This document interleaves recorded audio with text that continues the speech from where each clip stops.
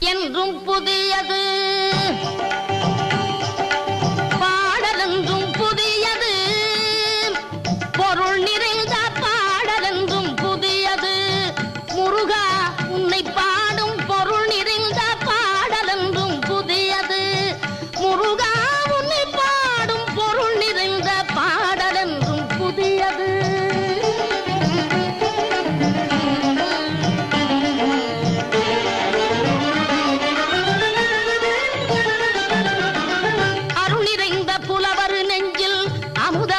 தமிழ் கொடுத்த பொருள் நிறைந்த பாடல் என்றும் புதியது. அருள் நிறைந்த புலவர் நெஞ்சில் அமுதம் என்னும் தமிழ் கொடுத்த பொருள் நிறைந்த பாடல் என்றும் புதியது.